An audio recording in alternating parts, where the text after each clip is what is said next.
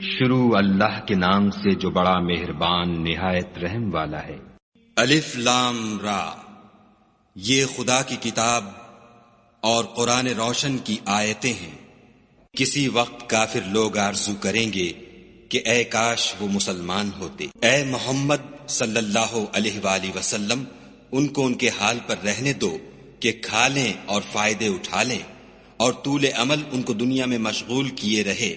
ان قریب ان کو اس کا انجام معلوم ہو جائے گا۔ اور ہم نے کوئی بستی ہلاک نہیں کی مگر اس کا وقت مرقوم و معین تھا۔ کوئی جماعت اپنی مدت وفات سے نہ آگے نکل سکتی ہے نہ پیچھے رہ سکتی ہے۔ اور کفار کہتے ہیں کہ اے شخص جس پر نصیحت کی کتاب نازل ہوئی ہے، تو دیوانہ ہے۔ اگر تو سچا ہے تو ہمارے پاس فرشتوں کو کیوں نہیں لے آتا؟ کہہ دو ہم فرشتوں کو نازل نہیں کیا کرتے مگر حق کے ساتھ، اور اس وقت ان کو مہلت نہیں ملتی۔ بے شک یہ کتاب نصیحت ہم ہی نے اتاری ہے اور ہم ہی اس کے نگہبان ہیں۔ اور ہم نے تم سے پہلے لوگوں میں بھی پیغمبر بھیجے تھے، اور ان کے پاس کوئی پیغمبر نہیں آتا تھا مگر وہ اس کے ساتھ استہزاء کرتے تھے۔ اس طرح ہم اس تکذیب و ضلال کو گناہگاروں کے دلوں میں داخل کر دیتے ہیں، سو وہ اس پر ایمان نہیں لاتے، اور پہلوں کی روش بھی یہی رہی ہے۔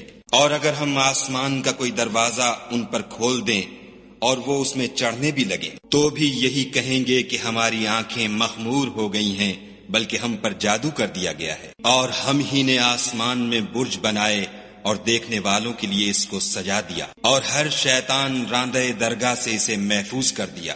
ہاں اگر کوئی چوری سے سننا چاہے تو چمکتا ہوا انگارہ اس کے پیچھے لپکتا ہے۔ اور زمین کو بھی ہم ہی نے پھیلایا اور اس پر پہاڑ بنا کر رکھ دیے، اور اس میں ہر ایک سنجیدہ چیز اگائی۔ اور ہم ہی نے تمہارے لیے اور ان لوگوں کے لیے جن کو تم روزی نہیں دیتے اس میں معاش کے سامان پیدا کیے۔ اور ہمارے ہاں ہر چیز کے خزانے ہیں، اور ہم ان کو بمقدار مناسب اتارتے رہتے ہیں۔ اور ہم ہی ہوائیں چلاتے ہیں جو بادلوں کے پانی سے بھری ہوئی ہوتی ہیں، اور ہم ہی آسمان سے مے برساتے ہیں، اور ہم ہی تم کو اس کا پانی پلاتے ہیں، اور تم تو اس کا خزانہ نہیں رکھتے۔ اور ہم ہی حیات بخشتے اور ہم ہی موت دیتے ہیں، اور ہم ہی سب کے وارث مالک ہیں۔ اور جو لوگ تم میں پہلے گزر چکے ہیں ہم کو معلوم ہیں، اور جو پیچھے آنے والے ہیں وہ بھی ہم کو معلوم ہیں۔ اور تمہارا پروردگار قیامت کے دن ان سب کو جمع کرے گا، وہ بڑا دانا اور خبردار ہے۔ اور ہم نے انسان کو کھنکھناتے سڑے ہوئے گارے سے پیدا کیا ہے، اور جنوں کو اس سے بھی پہلے بے دھوئیں کی آگ سے پیدا کیا تھا۔ اور جب تمہارے پروردگار نے فرشتوں سے فرمایا کہ میں کھنکھناتے سڑے ہوئے گارے سے ایک بشر بنانے والا ہوں، جب اس کو صورت انسانیہ میں درست کر لوں اور اس میں اپنی بے بہا چیز یعنی روح پھونک دوں تو اس کے آگے سجدے میں گر پڑنا۔ تو فرشتے تو سب کے سب سجدے میں گر پڑے مگر شیطان کہ اس نے سجدہ کرنے والوں کے ساتھ ہونے سے انکار کیا۔ خدا نے فرمایا کہ ابلیس تجھے کیا ہوا ہے کہ تو سجدہ کرنے والوں میں شامل نہ ہوا؟ اس نے کہا میں ایسا نہیں ہوں کہ انسان کو جس کو تو نے کھنکھناتے سڑے ہوئے گارے سے بنایا ہے سجدہ کروں۔ خدا نے فرمایا یہاں سے نکل جا، تو مردود ہے، اور تجھ پر قیامت کے دن تک لعنت برسے گی۔ اس نے کہا کہ پروردگار مجھے اس دن تک مہلت دے جب لوگ مرنے کے بعد زندہ کیے جائیں گے۔ فرمایا کہ تجھے مہلت دی جاتی ہے وقت مقرر یعنی قیامت کے دن تک۔ اس نے کہا کہ پروردگار جیسا تو نے مجھے رستے سے الگ کیا ہے میں بھی زمین میں لوگوں کے لیے گناہوں کو آراستہ کر دکھاؤں گا اور سب کو بہکاؤں گا۔ ہاں ان میں جو تیرے مخلص بندے ہیں ان پر قابو چلنا مشکل ہے۔ خدا نے فرمایا کہ مجھ تک پہنچنے کا یہی سیدھا رستہ ہے۔ جو میرے مخلص بندے ہیں ان پر تجھے کچھ قدرت نہیں کہ ان کو گناہ میں ڈال سکے، ہاں بدراہوں میں سے جو تیرے پیچھے چل پڑے۔ اور ان سب کے وعدے کی جگہ جہنم ہے، اس کے 7 دروازے ہیں، ہر ایک دروازے کے لیے ان میں سے جماعتیں تقسیم کر دی گئی ہیں۔ جو متقی ہیں وہ باغوں اور چشموں میں ہوں گے، ان سے کہا جائے گا کہ ان میں سلامتی اور خاطر جمع سے داخل ہو جاؤ، اور ان کے دلوں میں جو کدورت ہوگی ان کو ہم نکال کر صاف کر دیں گے، گویا بھائی بھائی تختوں پر ایک دوسرے کے سامنے بیٹھے ہوئے ہیں، نہ ان کو وہاں کوئی تکلیف پہنچے گی اور نہ وہ وہاں سے نکالے جائیں گے۔ اے پیغمبر صلی اللہ علیہ وآلہ وسلم، میرے بندوں کو بتا دو کہ میں بڑا بخشنے والا اور مہربان ہوں، اور یہ کہ میرا عذاب بھی درد دینے والا عذاب ہے۔ اور ان کو ابراہیم کے مہمانوں کا احوال سنا دو۔ جب وہ ابراہیم کے پاس آئے تو سلام کہا۔ انہوں نے کہا کہ ہمیں تو تم سے ڈر لگتا ہے۔ انہوں نے کہا کہ ڈریے نہیں، ہم آپ کو ایک دانش مند لڑکے کی خوشخبری دیتے ہیں۔ وہ بولے کہ جب مجھے بڑھاپے نے آ پکڑا تو تم خوشخبری دینے لگے، اب کاہے کی خوشخبری دیتے ہو؟ انہوں نے کہا کہ ہم آپ کو سچی خوشخبری دیتے ہیں، آپ مایوس نہ ہوجیے۔ ابراہیم نے کہا کہ خدا کی رحمت سے میں مایوس کیوں ہونے لگا؟ اس سے مایوس ہونا گمراہوں کا کام ہے۔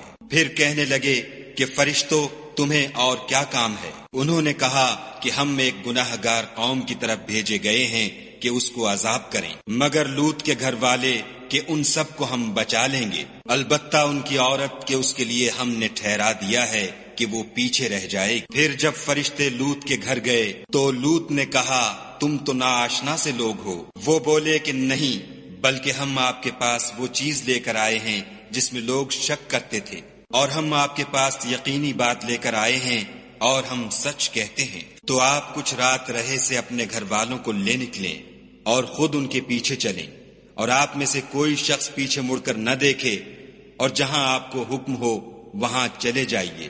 اور ہم نے لوط کی طرف وحی بھیجی کہ ان لوگوں کی جڑ صبح ہوتے ہوتے کاٹ دی جائے گی، اور اہل شہر لوط کے پاس خوش خوش دوڑے آئے۔ لوط نے کہا کہ یہ میرے مہمان ہیں، کہیں ان کے بارے میں مجھے رسوا نہ کرنا، اور خدا سے ڈرو اور میری بے آبروئی نہ کیجو۔